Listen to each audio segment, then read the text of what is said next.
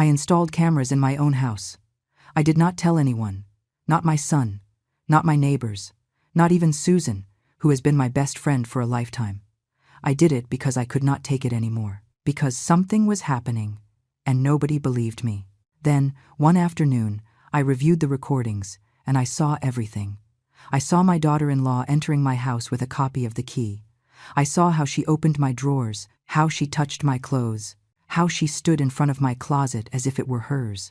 And the worst of all, the thing that made my blood run cold, I saw her lying in my bed, in my bedroom, sleeping in my sheets, using my pillow, as if this were her house, as if I did not exist. When I saw that, I felt like the floor was opening up beneath my feet. It was not fear. It was not rage yet. It was something worse.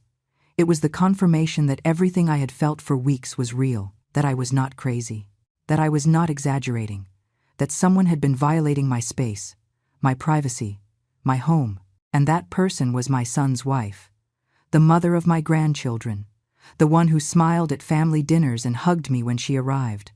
Amanda, my daughter-in-law, the same one who told me she loved me like a mother. Now I know it was all a lie. But in that moment, when I saw it on the screen of my phone, I could only stay still, staring, trying to understand. Because it is one thing to suspect, it is another thing to know. And I had just learned something that would change me forever, something I could not forget even if I wanted to. My daughter-in-law was sneaking into my house, and she had been doing it for who knows how long.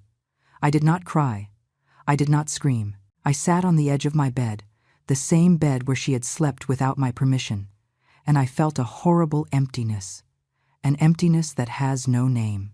Because when someone from your own family betrays you like that, it is not just pain, it is confusion, it is disbelief, it is asking yourself what you did wrong. What did you fail to give? Why were you not enough? Why is your own space not respected, even by your own people? But we will get to that. First, I need you to understand how it all started. Because this did not begin with the cameras. It began much earlier, with details so small that anyone else would have ignored them, but not me. I have been in this world for 68 years, and I have learned that important things always start in silence, that the biggest betrayals are built with tiny lies, and that when something does not fit, it is almost always because someone is moving the pieces without you seeing it. So I am going to tell you everything, from the beginning, from the first time I felt that something was wrong, from the day I returned home and found a mug in the sink, a mug that I had not used, because that was when it started. That was when my life ceased to be mine.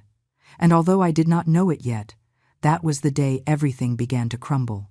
Or rather, the day I started to wake up. Because sometimes the worst blindness is not of the eyes, it is of the heart. It is believing that your family respects you just because they are your family. It is thinking that love protects you from betrayal, and I believed that for a long time, until I could no longer keep believing. Until I had to open my eyes. Until I had to install cameras in my own house to defend the only thing I had left, my dignity, my space, my right to live in peace. And when I finally saw the truth, I knew I had two options. I could shut up, swallow the pain, pretend like nothing happened, or I could do something I never imagined I would do, something that scared me. But it was necessary, because I was tired of being invisible, tired of being treated as if I did not matter, as if my things were not mine, as if my house belonged to everyone but me. So I decided to act, but not with screaming, not with a scene. I decided to act with intelligence, with patience, and with something they never expected from me, with evidence, because when you are an older woman, people assume you are fragile, that you do not understand, that you exaggerate, that your word is not worth as much as before. But I was going to prove them wrong. I was going to prove that being older does not mean being foolish, that being 68 years old does not make you invisible, and that if someone crosses the line, there are consequences, even if they are your own blood, even if she is the mother of your grandchildren, even if it hurts more than you can bear. So yes, I installed cameras, and I recorded everything, and I saw things that broke my soul. But I also saw the opportunity to take back what they had taken from me, my peace of mind, my truth, my right to be heard. And that was exactly what I did. But not all at once, not from one day to the next. This took time, it took strategy, it took strength, and it took something I never thought I would have to use against my own family. It took coldness. Now everything is different. Now there are boundaries. Now there is respect. But to get here, I had to go through hell. I had to see things I should never have seen. I had to endure humiliations that no one deserves. And I had to learn that sometimes love is not enough. That sometimes you have to defend yourself, even from those you love the most. Because if you do not, you lose yourself. And that is something I was not willing to allow. Not at this stage of my life. Not after everything I had fought for. Not after raising my son alone. After working myself to the bone to give him everything, so that he would have a better life than mine. And yet here I was, watching his wife enter my house as if it were hers, as if I did not matter, as if my things were hers, and my son not believing me, not listening to me, not even doubting her, choosing her over me. That was what hurt the most. Not so much what she did, but that he did not believe me, that he looked at me with pity, as if I were inventing things, as if I were a paranoid old woman who no longer reasoned well. But now he knows the truth. Now everyone knows. And although things will never be as they were before, at least there is something I recovered, something that no one can take from me again. My voice, my truth, and the respect I deserve, because that is what I am going to tell you in this story. How a 68-year-old woman refused to be invisible, how she decided that enough was enough, and how, without shouting, without violence, without losing her composure, she managed to get justice. Not the justice of the courts, but the justice of the heart, the kind that gives you back your peace, the kind that tells you that you did the right thing, even if it hurt, even if it cost you, even if everything changed forever. My name is Eleanor Vance. I am 68 years old. I was born in a small town in the Midwest and arrived in this city more than 40 years ago looking for a better life. I did not find it easily, but I built it.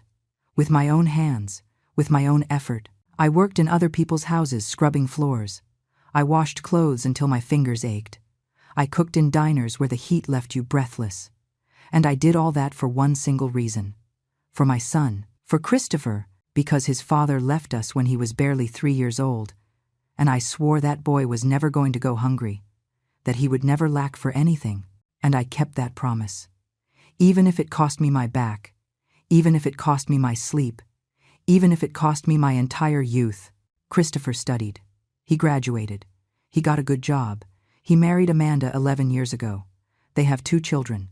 They live 20 minutes from my house. And for a long time, I thought it had all been worth it, that finally I could rest, that my life had had meaning. But now I know that things are not that simple, that raising a son does not guarantee he will respect you, that sacrificing yourself for someone does not mean they will value you, and that a mother's love, no matter how big it is, sometimes is not enough to make them listen. I have lived alone for 12 years. Since I was widowed by my second husband, he was good to me. He accompanied me. He made me feel loved after so many years of loneliness.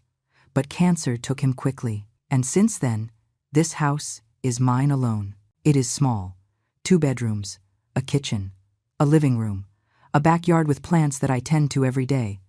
It is not much, but it is mine. Every piece of furniture I bought with my money. Every ornament has a story. Every corner is organized exactly how I like it. Because I am like that. Organized, meticulous. I cannot live in disorder. I need everything to be in its place. It has always been like that. Since I was a girl. That is why I realized it. That is why I noticed things that others would not have noticed. Because I know my house like the back of my hand. I know exactly where everything goes. I know how I leave the closet doors. I know at what angle I place the chairs. I know how many spoons I have in the drawer and in what order they are arranged. It may sound exaggerated. It may sound obsessive. But that attention to detail was what saved me. It was what allowed me to see that something was wrong long before it was obvious, because the changes were small, so small that anyone would have ignored them. But not me. I saw them, and I stored them in my memory, one by one, like pieces of a puzzle I did not yet understand. I also have a good memory. I always have. I can remember entire conversations from years ago. I can tell you what we ate at Christmas dinner 5 years ago. I can remember the clothes Christopher was wearing the day of his graduation. Details stick with me, and that is sometimes a blessing, but other times it is a burden. Because when you start to notice that things are not how you left them, and you remember it with such clarity, you cannot convince yourself that you imagined it. You cannot tell yourself that you are confused, because you know you are not. You know something changed, and you know someone was there. My routine is simple. I get up at 6 in the morning. I make coffee. I eat toast with jelly for breakfast. I water the plants in the backyard. Then I sit down to watch the news or knit. Tuesdays and Thursdays I go to the grocery store. Wednesdays I go to church service. Fridays Susan comes to have coffee with me. Sundays I go to have lunch at Christopher's house. Or at least I used to, because now things are different. But back then, that was my life. Quiet, predictable, without shocks. And I liked it that way. After so many years of struggle, I finally had peace. Or so I thought. I was never one to go out much. I do not have friends in excess. Susan is the only one I truly trust. We met 30 years ago at the supermarket. She is also a widow. She also raised her children alone. We understand the same language, the language of sacrifice, of fatigue, of sleepless nights wondering if we were doing things right. That is why when I started noticing the weird things, she was the first person I told. Although at first, not even she believed me entirely. She thought I was exaggerating. That loneliness was playing a trick on me, but I insisted, because I knew what I was seeing, and I needed someone to believe me. Even if it was just one person. I am not stupid. I am not naive. I have lived too long not to know when something is wrong. I have seen everything. I have been through everything. And if life has taught me anything, it is to trust my gut. When something does not feel right, there is almost always a reason. And my gut had been screaming at me for weeks that something was happening in my own house. Something I did not control. Something that happened when I was not there. And that feeling was unbearable, because your house is supposed to be your sanctuary. The only place where you should feel completely safe, completely the owner of yourself, and I was losing that. I was losing my peace of mind in the only place I had left. I am also reserved. I do not like going around telling my problems. I do not like to complain. I was raised to solve things by myself, not to be a burden, not to bother anyone with my issues, and that has sometimes worked against me, because when I finally decided to speak, when I finally told Christopher that something strange was happening, he did not take me seriously. He thought I was making it up, that I was bored, that I needed more activities, more distractions, as if what I was feeling was only a product of my imagination, as if being older meant that you can no longer trust your own eyes. That was what hurt me the most at first. Not so much what was happening, but that my own son did not believe me, that he looked at me with that mixture of pity and annoyance, as if I were a problem, as if my worries did not matter, as if my word was worth nothing just for being 68 years old. And that was when I understood something. I understood that if I wanted someone to believe me, I was going to need more than words. I was going to need proof, proof that no one could deny, proof that forced them to see what I was seeing, even if they did not want to, even if it hurt them, even if it changed everything. That is why I did what I did. That is why I spent $300 that I had saved in the back of my closet, money I was saving to fix the kitchen ceiling, money that was hard to gather. But I used it to buy 2 small cameras, 2 devices I could hide easily, one in the living room, another in my bedroom. I installed them myself. It was not difficult. I just had to connect them to the Wi-Fi and download an app on my phone, and that was it. From that moment I could see my house from anywhere, from the grocery store, from church, from the doctor's waiting room. I just had to open the app and there it was. My living room, my bedroom, empty, silent. Waiting. I did not tell anyone. Not Susan. Not Christopher. Because I knew that if I did, they were going to stop me. They were going to tell me I was exaggerating, that I was paranoid, that this was not normal. And maybe they were right. Maybe it was not normal to have to watch your own house. But it was also not normal to feel like someone was entering without your permission. So I did what I had to do. And I waited. With the phone always close. With my heart always in my throat. I waited for what I knew was going to happen, because something told me it was not going to take long, that the truth was about to show itself. And I was right. 3 days after installing the cameras, I saw everything. It all started on a Tuesday morning. It was hot. I remember I put on a floral dress and my comfortable sandals because I was going to the grocery store. I always go on Tuesdays. I leave around 9 and return around 11. It is my routine, and everyone knows it. Christopher knows it. Amanda knows it. The whole family knows that on Tuesdays I leave early. But that day, before leaving, I noticed something. A mug in the sink. A white mug with small flowers. I had not used it. The night before I washed everything. I left the kitchen spotless, as always, and there was that mug, dirty, with coffee residue at the bottom. I stood looking at it for a long while, trying to remember, thinking if perhaps I had gotten up in the early morning and had drunk something without remembering. But no, I do not do that. I sleep straight through, and when I get up at 6, the first thing I do is make coffee in my usual mug, the blue one with the gold rim, not in that one. So I washed the mug. I dried it. I put it in its place, and I went to the store. But during the whole drive, I could not stop thinking about it. A dirty mug that should not be there. It seemed like a silly thing, something insignificant, but I could not get it out of my head. A few days later, something else happened. I returned from church service on a Wednesday afternoon, and the closet door in my bedroom was ajar. Just a little, maybe 2 inches. But I always close the closet doors well. Always. I cannot fall asleep if I see something open. It is a quirk I have had since I was a girl. So I got closer. I opened the closet completely, and everything seemed to be in order. My clothes hanging, my shoe boxes stacked, my sweaters folded on the top shelf. Everything the same, but something did not feel right. I could not explain it. It was as if someone had touched my things and then had arranged them trying to make them look the same. But they did not look the same. There was something different in the air, in the order, in the energy of the space. Then I started paying more attention, noticing details that before I did not even consider. And that was how I noticed more things. Small, almost invisible, but constant. One Friday I found my hairbrush in the bathroom with a long, dark hair tangled between the bristles. I have short, gray hair. That hair was not mine. I pulled it out. I observed it against the light. It was thin, shiny, black, like Amanda's hair. But I told myself that maybe I had brought it without realizing. Maybe it stuck to me when I hugged her on Sunday.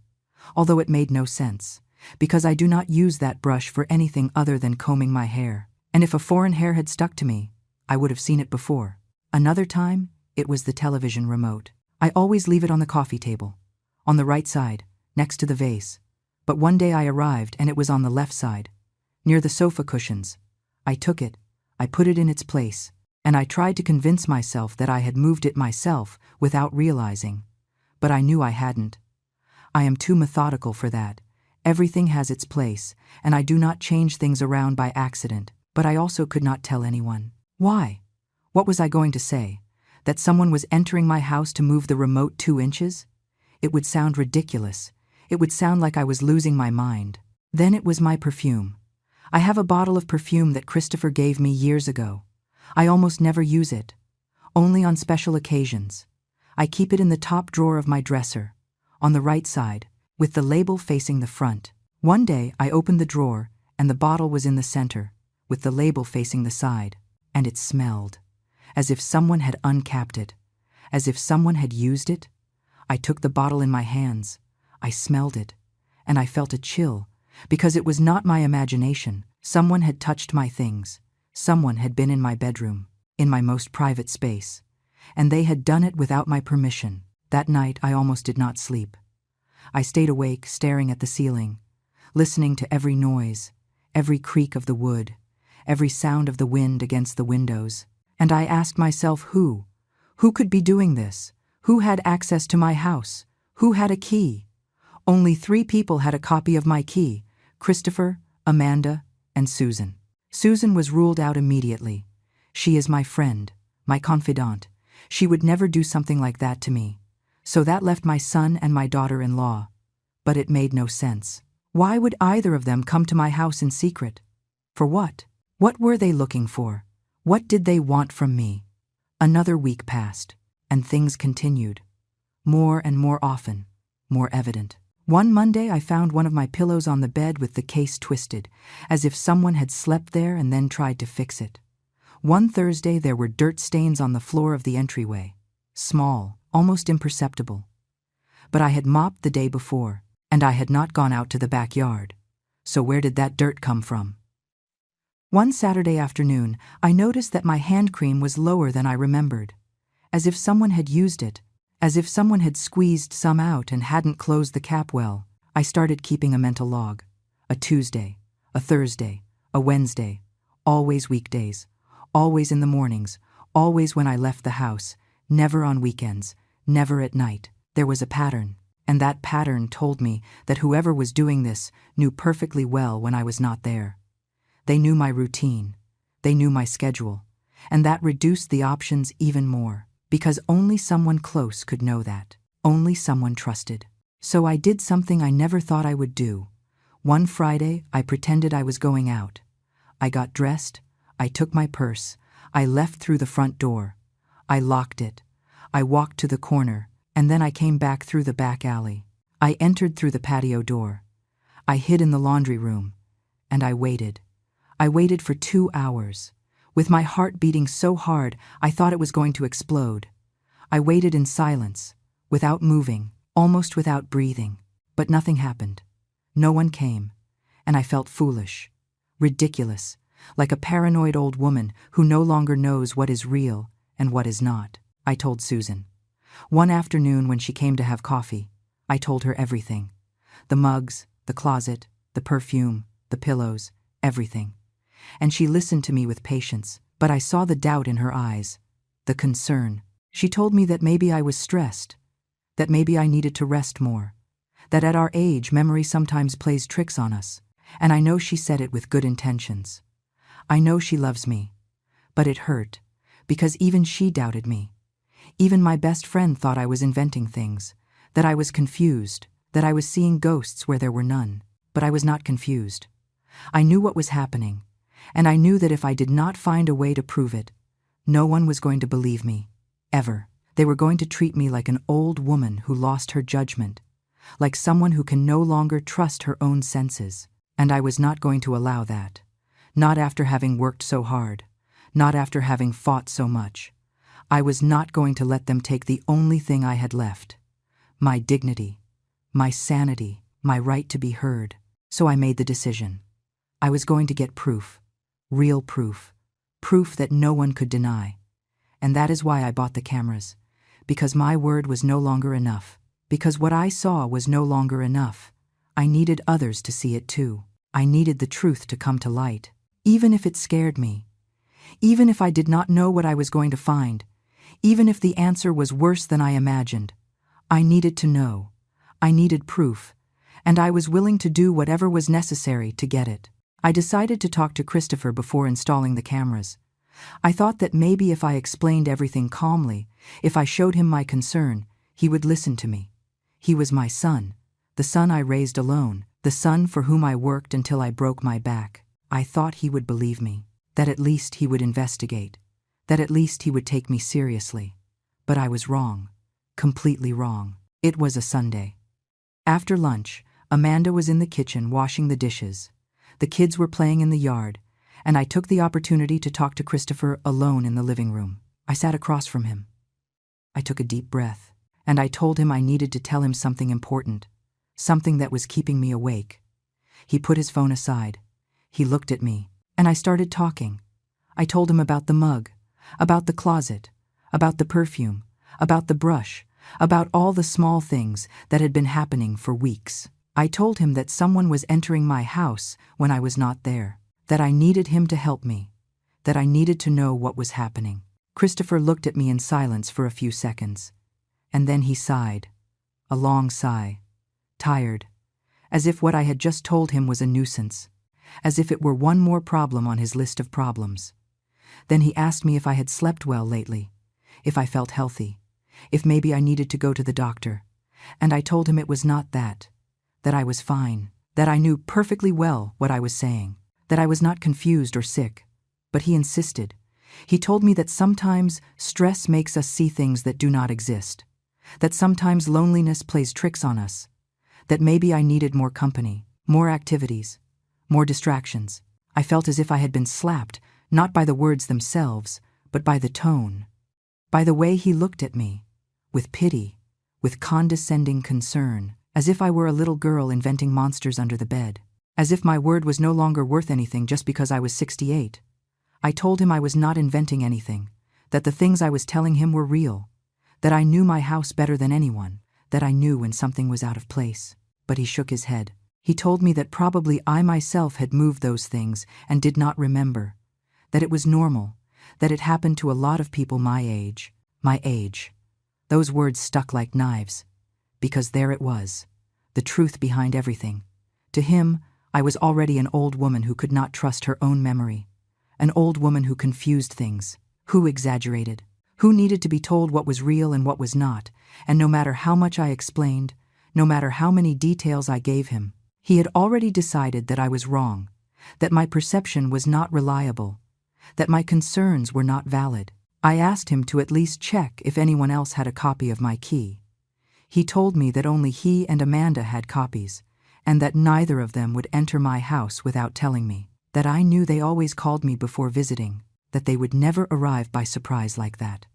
Then I suggested that maybe someone else had gotten a copy, that maybe a stranger was entering, and he looked at me as if I had just said the biggest nonsense in the world.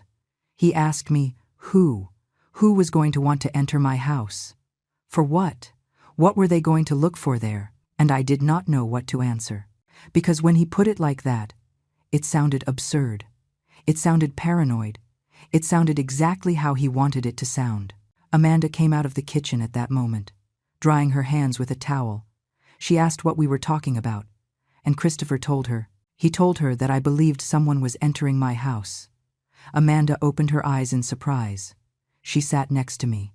She took my hand in hers, and she told me in a sweet voice not to worry, that it was normal to feel like that when living alone, that she understood, that her grandmother had gone through the same thing before dying, that she started imagining things, distrusting everyone, and that in the end, it turned out it was the beginning of a memory problem. I could not believe what I was hearing. Amanda comparing me to her grandmother, insinuating that I was starting to lose my mind. And the worst was the way she spoke to me, as if I were a child, as if I needed things, explained slowly. With patience, with condescension, she let go of my hand. I stood up.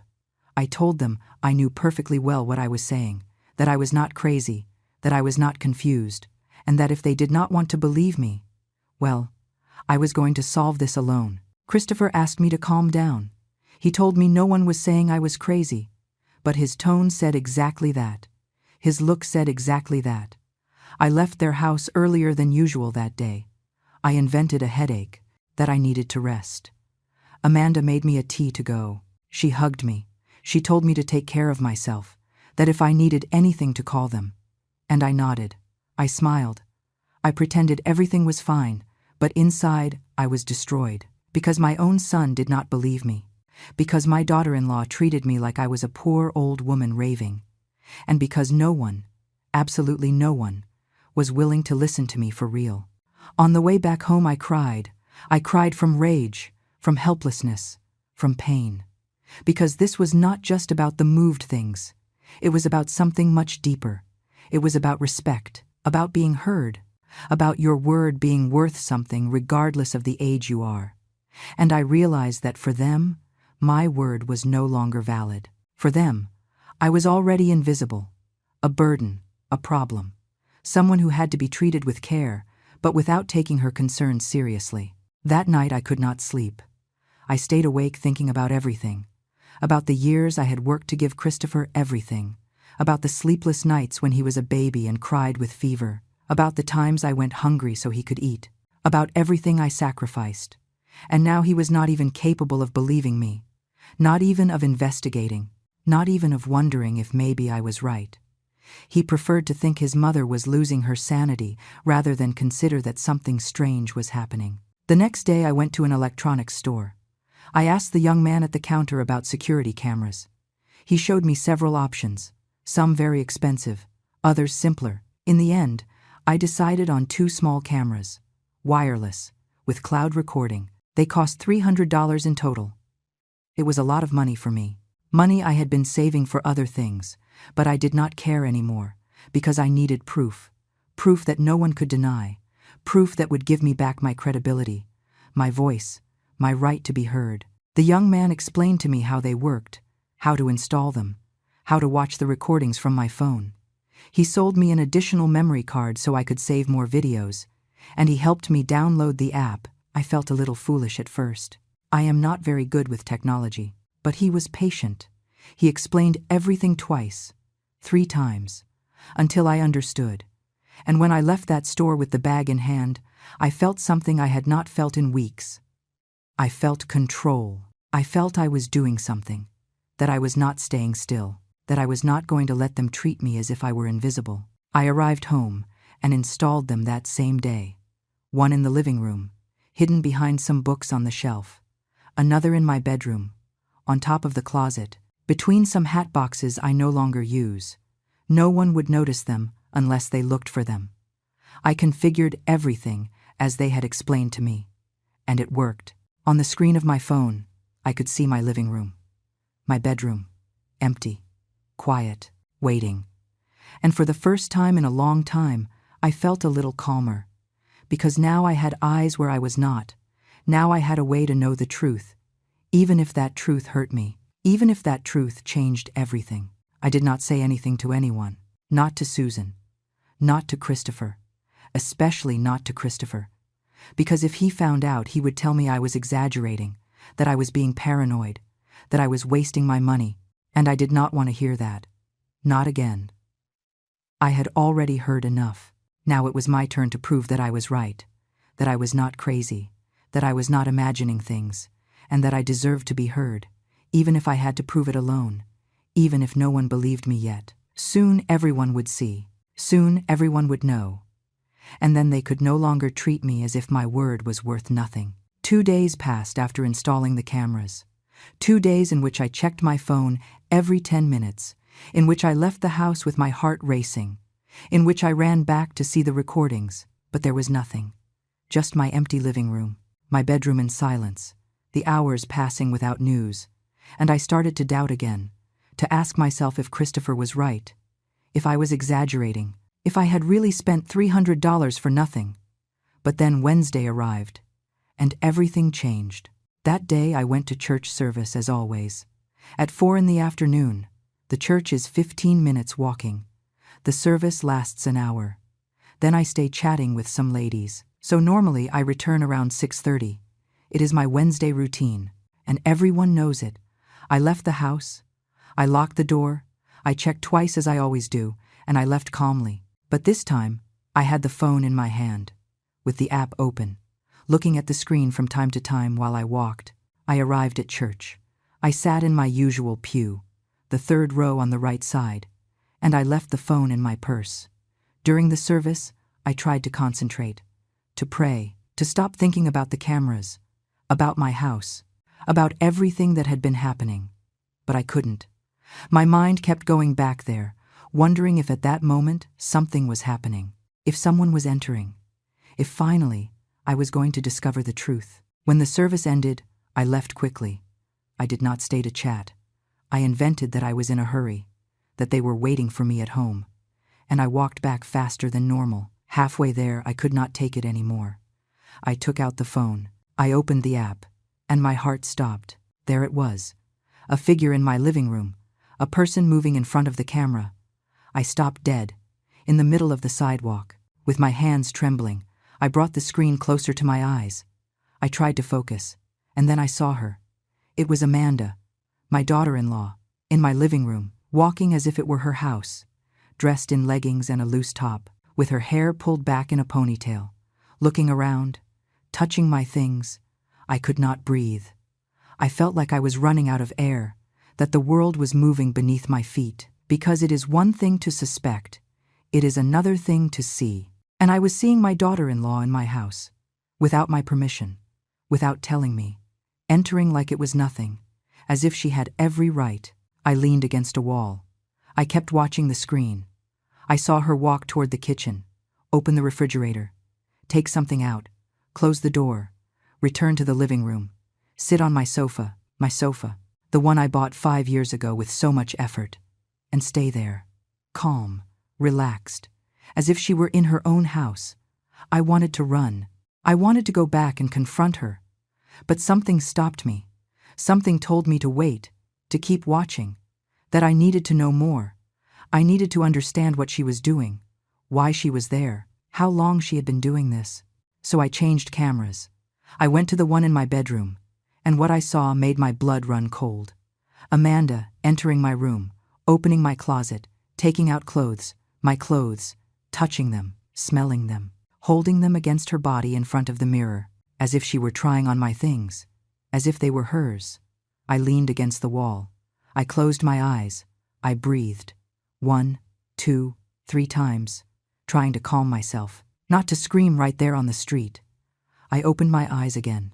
I looked again, and she was still there, now checking my drawers, taking things out, looking at them, putting them back, but not in the same place, not in the correct order. And then I understood. I understood all the times I had found things moved, all the times something was not how I had left it. It was her. All this time it had been her, entering my house, touching my belongings, violating my space, my privacy, my dignity. I saw her walk around my room, touch my dresser, open my jewelry box, take out a necklace my late husband gave me, put it on, look at herself in the mirror, and smile, as if she were happy, as if she were enjoying this. And something inside me broke. Because it was not just that she was in my house, it was the way she did it. With such confidence, with such tranquility, as if this were normal, as if she had every right to be there, to use my things, to invade my life. I stood watching the screen for almost 20 minutes, watching her move through my house, sit on my bed, lie down, close her eyes, and stay there, asleep or resting. I could not distinguish well, but she was in my bed, in my sheets, using my pillow, and I was on the street, trembling, crying with rage, with pain, with betrayal, because this was not just an invasion, it was a violation of trust. It was a betrayal by someone I had welcomed into my family, someone I had treated with respect, with affection, someone who called me mom, and who was now doing this. I put the phone away. I dried my tears, and I decided not to return yet. I decided to wait, to let her believe everything was fine, that I did not know anything, because if I arrived now, if I confronted her, she would deny everything. She would say she had just arrived, that she had some excuse, and I could not allow that. I needed more. I needed more proof. I needed to understand how many times she had done this, since when, how much had been happening without me knowing. So I walked to the park. I sat on a bench, and I waited. I took out the phone every 5 minutes, watching her, following every movement. I saw her get up from my bed, fix the pillows, smooth the sheets, close the closet, walk back to the living room, sit on the sofa again, check her phone. And after almost an hour, finally, I saw her get up, take her bag, look around as if making sure everything was in its place, and leave. I heard on my phone the sound of the door closing, the click of the lock, and then the screen was empty again. My living room silent, my house violated, but now with proof, with evidence, with something no one could deny. I waited another 15 minutes before returning. When I got home, everything looked normal, the door locked, everything in silence. But I knew what had happened there. I knew she had been there, that she had touched my things, that she had slept in my bed. I entered. I locked the door, and I went directly to my bedroom. The sheets were slightly wrinkled. The pillow was not exactly where I left it. The closet had the door ajar again. Everything the same as the other times. But now I knew why. Now I had the truth. I sat on the edge of my bed, with the phone in my hands, and I watched the full video again. From the moment she entered until she left, every second recorded, every movement documented. And although it hurt to watch it, although every image was like a dagger in the chest, I also felt something else. I felt relief. Because I was no longer crazy. I was no longer imagining things. I had been right all along. And now I had a way to prove it. Now I had proof that no one could deny. Not Christopher, not Amanda, no one. But I also felt fear. Fear of what this meant. Fear of what was going to happen when everyone knew. Fear of how my relationship with my son was going to change. With my grandchildren, with the whole family. Because this was not something that could be ignored. It was not something that could be forgiven easily. It was a deep betrayal. A violation of trust that left wounds. Wounds that maybe would never heal completely. I saved the video. I saved it in 3 different places. On my phone, in the cloud, on a memory stick that I hid in the back of a drawer. Because I could not risk losing it. It was my only proof. My only defense. The only thing that gave me back my credibility. And I had to protect it. But I also had to decide what to do, how to handle this. If I should confront them immediately, or if I should wait, gather more evidence, see how many more times it happened, better understand the magnitude of what was happening. I decided to wait. I decided to be patient. Because I had lived 68 years, and something I had learned was that important decisions are not made in the heat of the moment. They are not made with a broken heart and emotions on the surface. They are made with a cool head, with strategy, with intelligence. And I was going to be intelligent. I was going to gather all the information I could. I was going to understand completely what was happening. And then, only then, was I going to act. But when I did, I was going to do it right. I was going to do it in a way no one could question. In a way that gave me back my dignity, my respect, my place in my own house and in my own family. During the next 2 weeks, I did not say anything. I followed my routine as always. I greeted Amanda with the same smile. I hugged my grandchildren. I ate at Christopher's house on Sundays. But inside, something had changed. I had changed. Every time I saw Amanda, I asked myself how she could fake it so well. How she could look me in the eyes and act as if nothing happened. As if she were not entering my house every time I left. As if she were not using my things. Sleeping in my bed. Violating every inch of my privacy. The cameras kept recording. And I kept discovering. It turned out she came almost every Wednesday, church day, and also some Tuesdays, grocery store days. She had identified my routine perfectly. She knew exactly when I left, and how long I stayed out. And she took advantage of that time to do her thing. To enter without permission. To live a parallel life in my house. As if my home were her secret escape. Her private place, her space to do whatever she wanted without anyone seeing her. I saw her do things I never imagined. One Tuesday I saw her enter and put on one of my dresses. A dress I bought years ago and almost never wear. She put it on. She looked at herself in the mirror of my bedroom. She twirled as if she were on a runway. She took pictures of herself, and then she hung it up again as if nothing happened. Another day I saw her lie on my bed with one of my books, one I was reading. She stayed there almost an hour, reading, resting. As if she had all the right in the world. I also saw her in my kitchen, making herself coffee with my mugs, eating things from my refrigerator, cookies I had bought, fruit I had peeled and stored in containers. She served herself as if it were her house, as if those things were hers. And afterwards she washed everything, arranged everything, tried not to leave a trace. But she always left something. There was always some detail out of place. Some sign I noticed. Because I knew my house. Because I paid attention. And because now I had eyes where before I was blind. One Thursday I saw her do something that turned my stomach. She entered my bedroom. She opened the drawer where I keep the old photographs. The ones from my youth. The ones from when Christopher was a boy. The ones of my late husband. And she stood looking at them. One by one. With a strange expression on her face. I do not know if it was curiosity or envy or what, but she was there, invading my memories, touching pieces of my history that did not belong to her. And that hurt me more than anything else, because photographs are sacred. They are the only thing I have left of people who are no longer here, and she was handling them as if they were just anything. I also saw her try on my perfume, my favorite perfume, the one I use only on special occasions. She put it on her wrists, on her neck. She smelled herself. She smiled, and then she left it there, as if nothing happened. And I thought of all the times I had smelled that scent in the air when I arrived home. All the times I thought it was my imagination, that maybe I myself had used it and did not remember.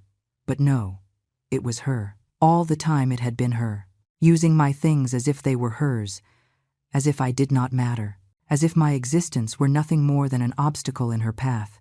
I saved all the videos, every one. I organized them by date, by time. I took screenshots of the clearest moments, where her face was seen, where there was no doubt who it was, and I saved them in a special folder on my phone, a folder I called simply Evidence, because that was what they were.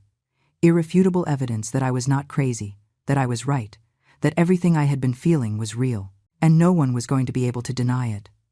No one was going to be able to tell me again that I was confused, that I was exaggerating, that my age was playing tricks on me, but I still did not know what to do with that information. If I should confront her directly, if I should talk to Christopher first, if I should show him the videos, or if I should do something else, something that made her understand that I knew, that I was aware, that she could not keep doing this without consequences. And then an idea occurred to me, an idea that scared me at first. But the more I thought about it, the more sense it made. I decided to leave her messages, messages that only she would understand, signals that I knew what was happening, without saying it directly, without confronting her yet, just small things that would unsettle her, that would make her doubt, that would take away that tranquility with which she entered my house. Because she believed I knew nothing. She believed she was careful enough, that she left no traces. But I was going to prove to her that she was wrong, that I knew everything, and that I was watching her, even if she did not see me. The first message was subtle. A Tuesday before leaving for the store, I left a note in my bedroom, on the bed, where she always lay down. The note simply said, "I know you were here, nothing else." No signature, no explanation. Just those 5 words. And I left, with my heart beating fast, wondering how she was going to react, if she would get scared, if she would stop coming, or if she would think it was a trap, a test, a game. That afternoon I checked the cameras from the grocery store. I saw her enter as always, but this time it was different. I saw her walk toward my bedroom and stop dead when she saw the note. She took it, she read it, and her expression changed. I saw fear in her eyes. I saw confusion. I saw panic. She looked around as if someone were watching her, as if I could be hidden somewhere. She read the note 2 more times, and then she put it in her bag. She did not leave it where it was. She took it, as if she needed to destroy the evidence, as if with that she could make it not exist. She did not lie on my bed that day. She did not stay long.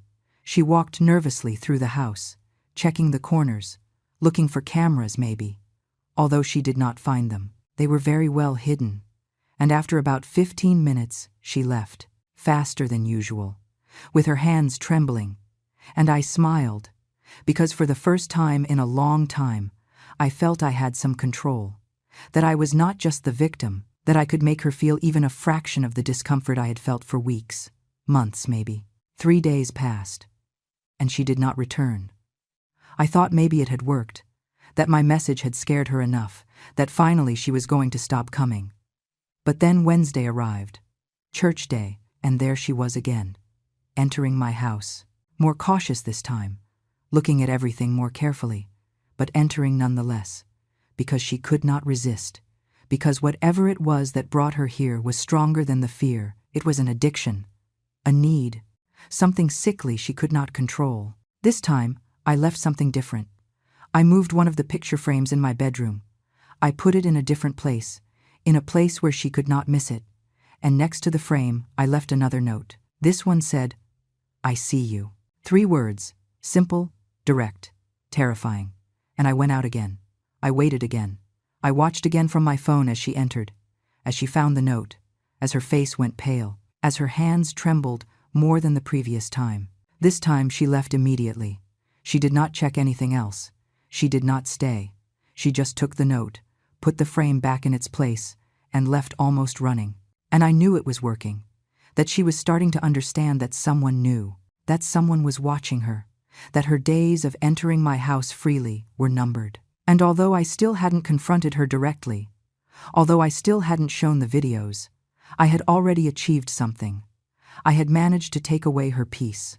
I had managed to make her feel, even just a little of what I had felt, that sensation of being watched, of not being safe, of not having control.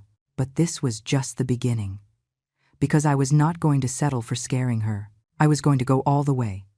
I was going to make sure everyone knew the truth, that my son saw what his wife had been doing, that she faced the consequences of her actions. But not yet. I still had to be patient. I still had to wait for the right moment. The moment when everything was prepared, when all the pieces were in their place. And then yes, I was going to act. And when I did, no one was going to be able to ignore it. No one was going to be able to defend her. And no one was going to be able to tell me again that I was wrong. Because the truth was going to be so clear, so undeniable, that there would be no room for doubt. Only for consequences. Only for justice. The justice I deserved. The justice that had been denied to me for so long. Amanda stopped coming for a full week. I checked the cameras every day, at all hours. But she did not appear. Not Tuesdays, not Wednesdays, nothing. And for a moment I thought maybe it had been enough, that my notes had scared her enough to stop invading my house. But something inside me knew this was not over, that she would return, because people who do this kind of thing do not stop easily. Not when they believe they can get away with it. Not when they think no one else knows. And I was right. On the 8th day, she returned. A Tuesday morning. I saw her on the screen of my phone while I waited for my turn at the deli counter. She entered faster than other times, looking over her shoulder. Nervous, but there she was, incapable of staying away. And this time I was ready, because I had prepared something special for her, something that would let her know without any doubt that I knew everything, that I had been watching her, and that this had to end. Before leaving that morning, I had left things in strategic places. In the living room, I put a large manila envelope on the coffee table. The envelope was empty, but she did not know that. Outside the envelope, I wrote with black marker, "Evidence, do not open." Simple, clear, impossible to ignore. And then in my bedroom, I left something more personal. On my bed, I placed the same necklace I had seen her put on weeks ago, the one my late husband gave me.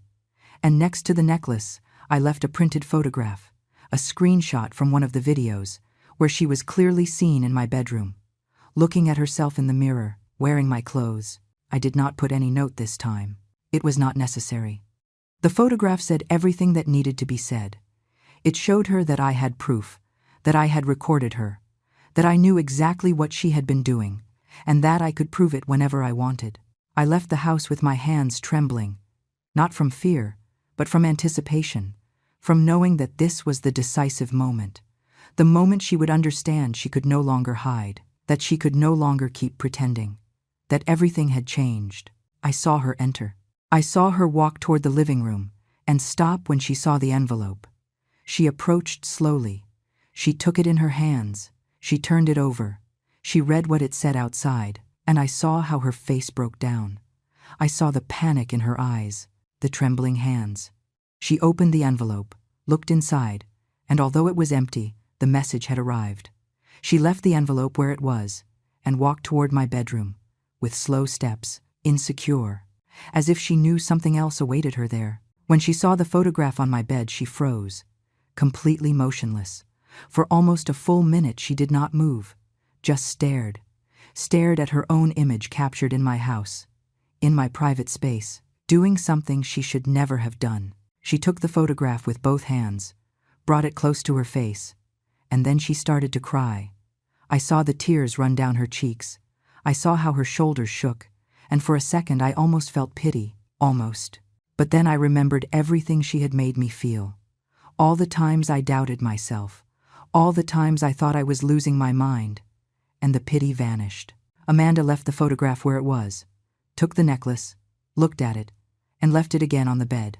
Then she left my bedroom, walked toward the living room, took her bag, and left. But before leaving, she did something I did not expect. She stopped in front of the door. She looked up, looking for the cameras, knowing I was watching her, and she spoke. She said in a low voice, almost in a whisper, "I'm sorry. Forgive me. I don't know why I did it." And then she left. Closing the door behind her, I saved the video of that day with special care. Because there was her confession. Maybe it was not explicit. Maybe she did not mention exactly what she had done. But it was enough. It was the acknowledgement that something had happened. That she knew I knew. And that finally, she understood this could not continue. I sat on a bench outside the store with the phone in my hands. And for the first time in months, I felt something resembling peace. It was not happiness. It was not complete satisfaction. But it was the beginning of something. The beginning of the end of this nightmare. That night I could not sleep. Not from anxiety this time, but because I knew the next step was the hardest. I had managed to let her know. I had managed to scare her. I had managed to make her stop. But the most important thing still remained. I still had to tell Christopher. I had to show him the proof.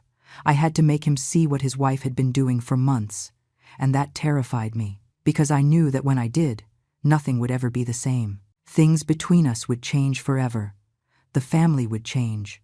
And although it was necessary, although it was the right thing, it hurt to think about it. But I could not go back now. I had already come too far, and I deserved for the truth to be known. I deserved for my son to believe me. I deserved for my word to be worth something again. So I made the decision. In 3 days, it was Sunday. Family lunch day, and that Sunday was going to be different. That Sunday I was going to show them everything. I was going to put the videos in front of them. I was going to make them see what I had seen. And then, finally, I was going to recover my dignity, my respect, and my place in my own family. Sunday arrived faster than I expected. I woke up early. I dressed with care. A simple but elegant dress. I did my hair. I put on a little makeup. I wanted to look good. I wanted to look strong. Because I knew this day was going to be one of the hardest of my life. I put my phone in my purse. I checked 3 times that I had the videos saved, that everything was there, that nothing was missing. And before leaving the house, I did something I had not done in a long time. I called Susan. I asked her to accompany me, to go with me to Christopher's house. She was surprised. She asked me why, and I told her I needed a witness, someone trustworthy, someone who could confirm what I was about to show. Susan stayed quiet for a moment, and then she said yes, that she would be there, that she would pick me up in half an hour. And she kept her word. She arrived on time, with a face of concern. She asked me what was happening, and I just told her she would know soon, to please trust me, and she nodded, because she was that good of a friend.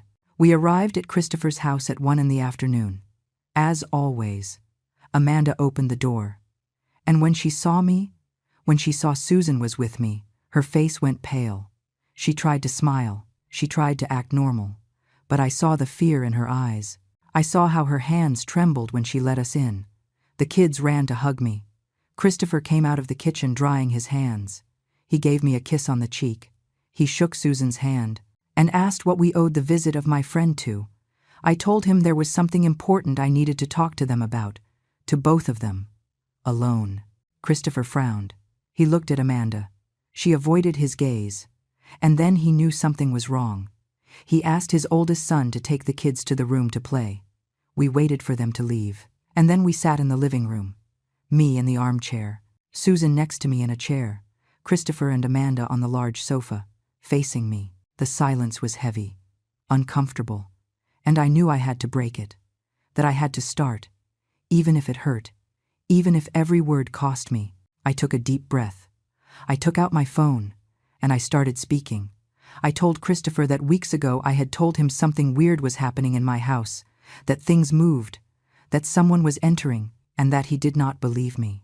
That he told me I was confused, that it was my age, that I was exaggerating. He opened his mouth to interrupt, but I asked him to let me finish, to please listen to me until the end. And he closed his mouth. He nodded, and I continued. I told him I had installed cameras in my house, that I had done it because I needed proof, because no one believed me, and that I had recorded everything that had been happening for weeks. Christopher looked at me confused. He asked what I had recorded. And then I looked at Amanda. I looked her directly in the eyes, And I told her she knew perfectly well what I was talking about, that she had been entering my house, without my permission, without telling me, using my things, sleeping in my bed, violating my privacy. Amanda shook her head. She said that was not true, that I was lying, that she would never do something like that. Her voice trembled, her eyes filled with tears, and Christopher looked at her, then he looked at me. And I saw the doubt on his face. I saw he did not know who to believe. So, I lifted my phone, and said I had proof, that I could show them to him, and that after seeing them, he could decide who was lying. I opened the folder. I selected the first video, the one from Wednesday when I saw her for the first time, and I passed the phone to Christopher. He took it, he looked at the screen, and he started to watch. I saw how his expression changed, from confusion to surprise, from surprise to disbelief, from disbelief to anger. I saw how he clenched his jaw, how his knuckles turned white from gripping the phone so hard. And when the first video ended, I showed him the second, and the third, and the fourth. All the videos I had saved for weeks, all the proof of what Amanda had been doing. When he finished watching everything, Christopher left the phone on the table.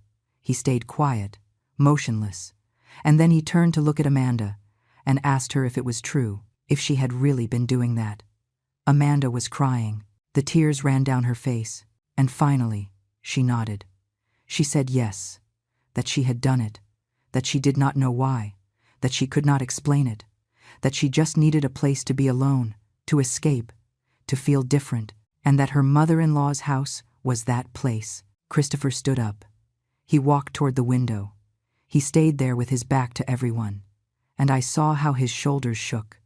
I saw he was crying, that he was processing, that he was trying to understand how his wife could have done something like that, how she could have lied to him, how she could have invaded his mother's house, the woman who had raised him alone, who had sacrificed everything for him. And I felt his pain. But I also felt relief, because finally he believed me. Finally he knew the truth. Susan took my hand. She squeezed it, and she looked at me with eyes full of tears. She told me in a low voice that she was sorry, that she should have believed me from the beginning, that she should have trusted me. And I nodded, because her support now meant everything. Christopher finally turned around. He looked at Amanda and told her he could not believe what she had done, that how could it have occurred to her, that she had to ask his mother for forgiveness, that she had to return the key, that she had to promise she would never do something like that again. Amanda stood up. She walked toward me. She knelt in front of me, and between sobs, she asked for my forgiveness.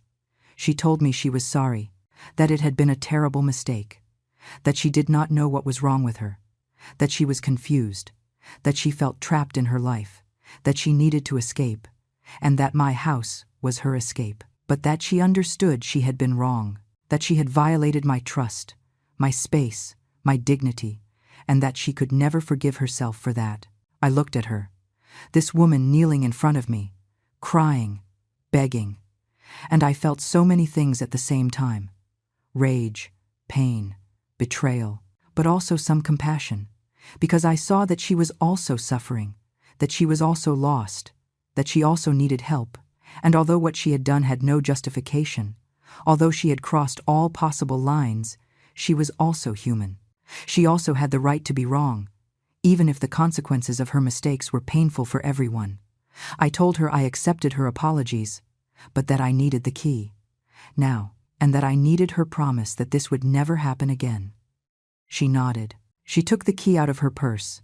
She gave it to me, and she promised, with a broken voice, with tears falling, she promised she would never enter my house without permission again, that she would respect my boundaries, that she would do whatever was necessary to regain my trust, even knowing she might never fully achieve it.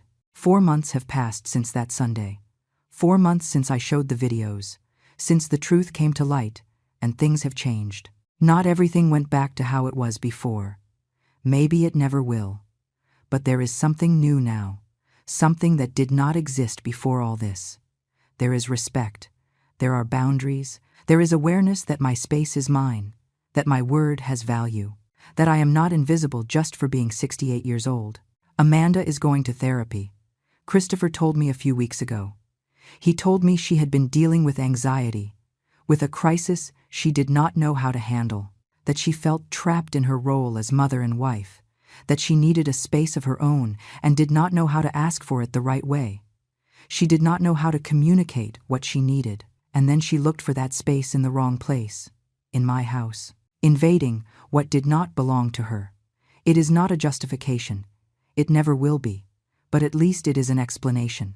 And that helped me understand a little better, to let go of a little of the rage I had been carrying. Christopher also changed. He came to visit me alone one afternoon, without Amanda, without the kids. He sat with me in the living room, and he asked for my forgiveness. He told me he felt terrible for not believing me, for having treated me as if I were losing my reason, for having chosen to doubt me instead of investigate, for having assumed my age made me less reliable. He cried. My son cried in front of me, and told me he would never forgive himself for making me feel so alone, so invalidated, so invisible. I took his hand. I told him I forgave him, because he was my son, because I loved him, and because we all make mistakes. But I also told him I needed this never to happen again, that I needed him to listen to me, to trust me, to treat me with the respect I deserve, not for being his mother, but for being a person, a woman who has lived and who knows what she sees, what she feels, what she experiences. And he promised. He looked me in the eyes and promised things would be different, and so far he has kept his word. Sunday lunches continue, but now they are different. There is more communication, more honesty. Amanda treats me with more care, not with pity, but with genuine respect. She asks me how I am. She listens when I speak. There is no longer that condescending attitude she had before. And when she looks me in the eyes, I see something more than shame. I see real regret. I see the effort she is making to change, to be better. And although trust is not recovered overnight, at least there is a path. At least there is intention. The children remain the same, innocent, happy, oblivious to everything that happened. And I am glad for that, because they do not have to carry the mistakes of adults, with the complications of family relationships, with secrets and betrayals. They just need love. And that is what they receive, from all of us. Despite everything, Susan is still my rock, my support. She comes to visit me every week. We drink coffee, we chat, and sometimes we talk about what happened, about how I felt, about how I feel now. And she listens to me, without judging, without opining too much, just being there, being my friend. And that is worth more than anything else, because in moments like these you discover who is really by your side, who believes you, who holds you when everything collapses. The cameras are still installed. I have not removed them, and I have no plans to do so soon. Not because I distrust, well, maybe a little, but mostly because they give me peace of mind. Because now when I leave the house, I know I can verify that everything is fine, that no one is there, that my space remains mine alone, and that peace of mind is priceless. It is worth more than the $300 I spent. It is worth more than any discomfort it could cause. I have learned many things in these months. I have learned that getting older does not mean becoming invisible, that having more years does not make your word worth less, that your intuition is still valid even if others doubt it, and that sometimes you have to defend your space, your dignity, your right to be heard, even if it is against your own family, even if it hurts, even if it changes things forever. I also learned that justice is not always noisy. It does not always come with screams or revenge. Sometimes justice is silent. It is strategic. It is gathering proof. It is waiting for the right moment. It is acting with intelligence instead of impulse. And it is recovering your power without needing to destroy others. Because in the end, it was not about punishing Amanda. It was about them believing me, about them respecting me, about them understanding that I matter, that my house is mine, that my life is mine, and that no one has the right to invade that, regardless of who they are. Women of my age were taught to shut up, to endure, not to make waves, to accept what we got without protesting. But I decided that was not enough, that I deserved more, that I deserved to be heard, and that if no one was going to listen to me, then I was going to make them see me. I was going to get proof. I was going to prove my truth. And I did. Alone. With my own resources, with my own strength. And no one can take that away from me. If you are going through something similar, if you feel no one believes you, if they have made you feel you are exaggerating or that your age makes you less reliable, I want you to know something. Your gut is valid. Your perception is real, and you deserve to be heard. No matter how many years you have. It does not matter if others doubt. If something does not feel right, it probably isn't.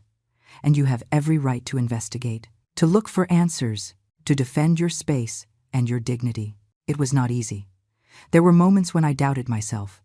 Moments when I thought maybe I was exaggerating, that maybe I was being paranoid. But I trusted what I knew, what I saw, what I felt, and in the end, I was right. And that validation did not come from others. It came from myself, from my strength, from my refusal to be invisible. Now I sleep peacefully, without fear, without asking myself if someone was in my house while I was not there, without doubting my own sanity. And that tranquility is the most valuable thing I recovered. More than the key, more than the apologies, more than anything else, I recovered my peace, and with it, I recovered my life, my space, my dignity, and no one will ever take that from me again.